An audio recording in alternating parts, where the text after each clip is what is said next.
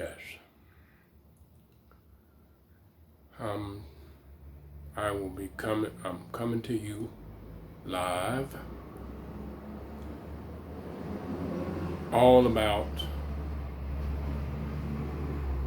um, an era, decades that a lot of you're too young to remember. You don't know about the 60s and 70's. So what I'm gonna try to do, I'm gonna try to hip you to things that you don't understand. On this video, we will try to definitely do some more that can enlighten you, those of you that don't know, and those of you that do know can reflect back on an era of they call it flower children, rainbow children, Catskills. What was that? When they was protesting.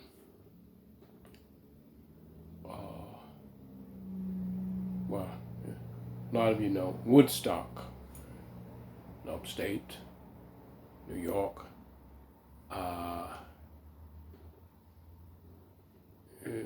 This was a time in our lives and bring about a political statement. Political. We was making political statements to not just the U.S. government, but world government on how we felt about issues of policies and politics. We wanted a peace sign because we was dealing with keeping the peace. And we wore the fist, and when we put up the fist, power to the people. White as well as black. White as well as black. And the brothers and sisters was coming together, trying to amend for the past transgressions of the forefathers, especially of the Europeans, brothers and sisters, trying to correlate and come together on the basis of what we had in common with each other. On the basis of what we had in common with each other. We was a proud generation. We wore afros. For the Europeans, they wore the hippie look. They wore their hair out. We wore our hair out. We're proud so-called Africans in America, as that's what we was relating to at the time. Afrocentricity, Afrocentric. Those that wanted to be Asiatic, Muslim, Africans. And this is where this hairstyle was named after. Afro. The Afro look. And the dashiki look. It's relating to something, relating to a culture, as we needed to come back and be related to a culture where we can identify with anybody else. We had to identify with ourselves. Once we identify with ourselves, then there's a possibility we can identify with others. And what other ethnic groups, except the Europeans and the Caucasians, the Indians, the natives that was already here, the indigenous people, Native Americans, Later on, the other nations of people came, Chinese, Japanese, Persian Indians, of course, the Africans, the true descendants of Africa came. They would come and sit down in the UN. It's a delegation authority. As this is what's going on this week. They're supposed to have the UN thing, but nobody really did represent so-called Afro-Americans, African Americans, or whatever name you want to call them. All the other indigenous groups came here, as we said before: Chinese, Japanese, Persian Indians, Islamic, Asiatic, Muslims, and later on they established permanency here, and went on with their own diversified cultures, and sitting down, talking. That's a delegation authority for whatever country they came from, in the building they call the UN, the United Nations, where they came and they was actually speaking for their people in the consulate office. In the consulate office for their people. Well, we never actually had anyone speaking on our behalf in the UN for the violence and the rape, rob, murder, hanging, and the Willie lynching. After he made a very popular speech.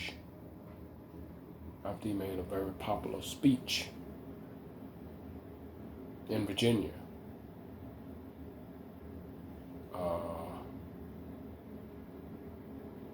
To actually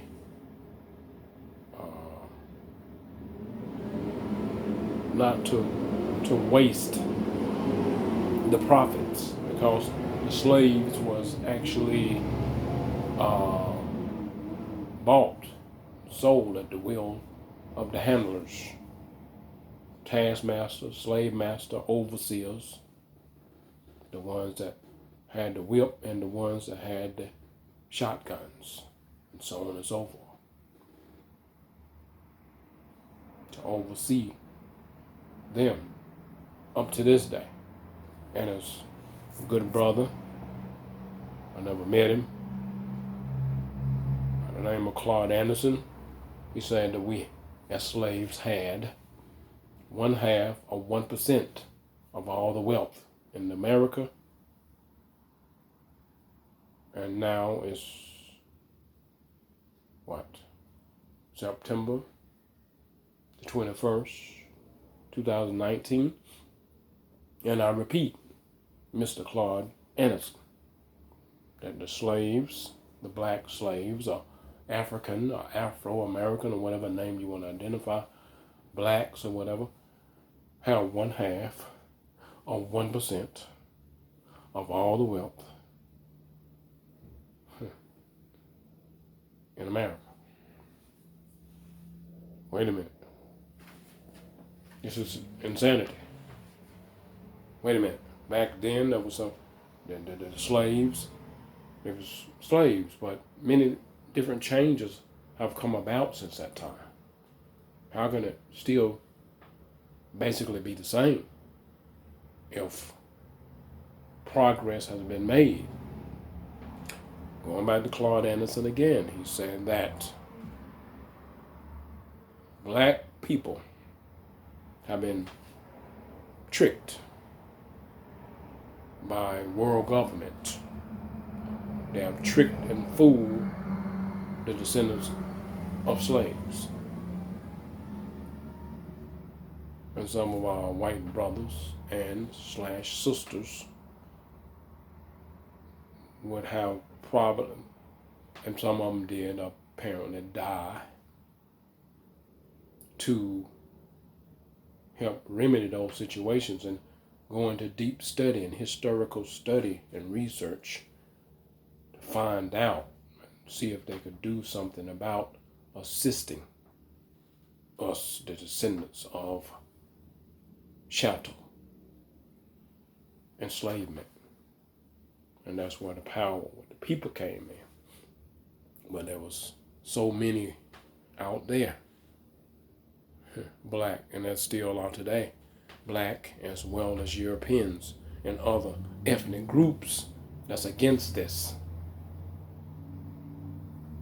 making statements there will not be a black messiah under my watch.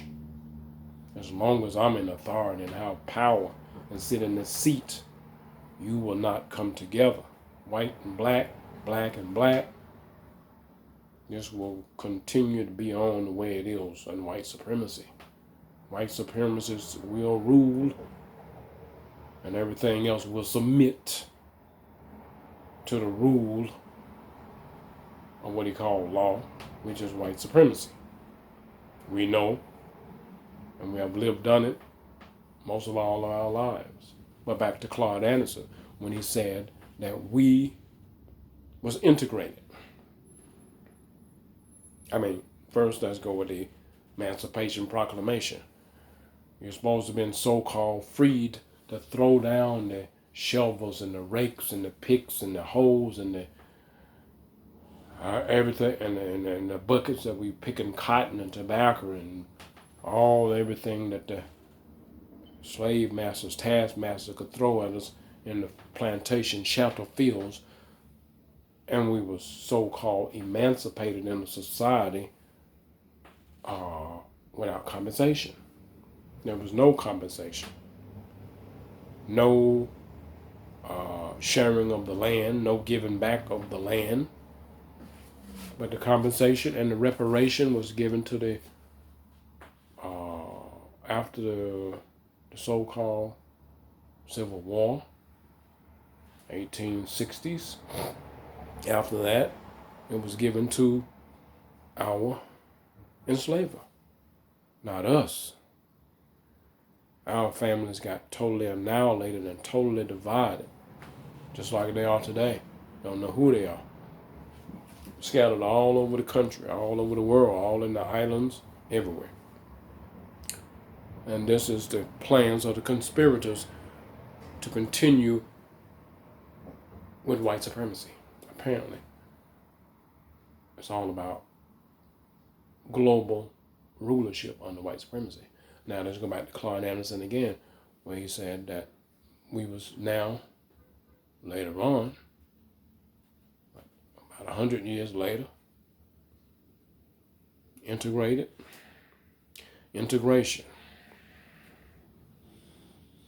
Being integrated without compensation as well. How did this work? How did this stuff work? Integration without compensation. I mean, the white European brothers of that day, and I'm sure those as thinkers of this day that we're living in today, the thinkers that's not so biased and prejudiced and proud into egoisms and white supremacy, and don't matter about anything else just as long as we rule and we living in peace and we living in harmony, and I got my comfort and I'm living very deliciously off the lands of my forefathers and foremothers, and I'm working hard every day for what I got. Well, let's switch that around the way it really is. You working hard to keep what your ancestors have unjustly, as Claude Anderson said again, unjust enrichment. You have a whole lot of unearned wealth, so you fight hard to keep it. All right, we're going to pause this in the next 10 minutes, 10 seconds, and we're going to come back and check out the next one. So we're going to stop this and come back.